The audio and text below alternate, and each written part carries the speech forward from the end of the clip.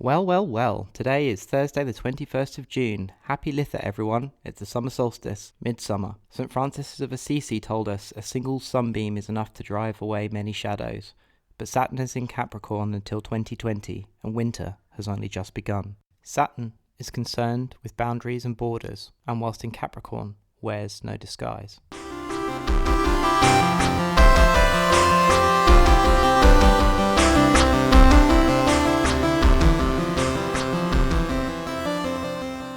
Life and liberty are threatened everywhere. We need a watchword and a banner for the battle. We need a principle on which to reconstruct. In the spring of last year, I was sent an essay by a friend. They'd spent all winter writing it, paring down how to survive in a time like this. And with permission, this is an extract. Cooking can be a solo or social activity. Knowing that recipes are always transferable, elastic and capable of enduring time, unlike almost everything else we pen to the page. Remembering that recipes are always subjective, localized, open to interpretation and augmentation. Any good recipe begins with a set of preparatory tasks.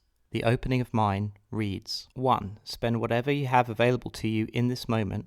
All forms of capital should be considered for transaction to acquire a safe and secure platform from which to work. 2. Ensuring your work environment is free from any contaminants and that any personal abrasions or open wounds are seen to immediately. If you share your kitchen with others, it is paramount to your well-being that they observe this rule. 3. Remove all omnipresent distractions and emotional absorbance from your immediate psychological terrain, e.g., disconnect or dramatically reduce your intake of social media and restrict your intake of news to select channels at fixed times. 4.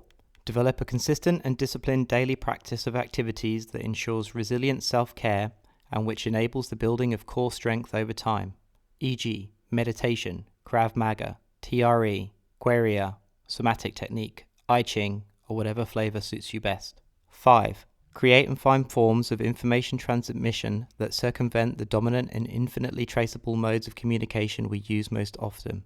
The past can be ransacked for appropriate technique, and the imagination will supply more.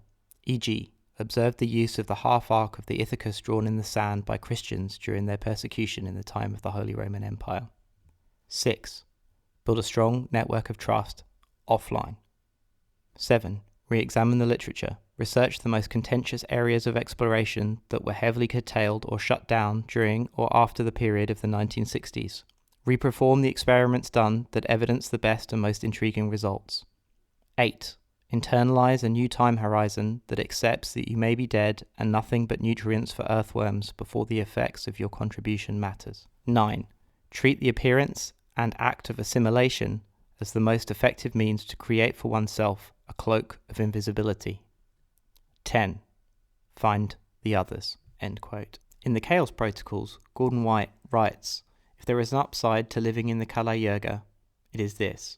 According to Hindu belief, because the world has fallen so far from its original elevated state, you only need chant Lord Krishna's name once to eventually achieve salvation. The gap between a person and that first mantra is greater than the gap between the second and the 10 millionth mantra. End quote. So then, I think, in such an emergency, it is wise to apply oxygen mask to self before helping others. The Post-Carbon Institute suggests 10 ways to build resilience. 1. Maintain good, healthy relationships with close family members, friends, and others. 2.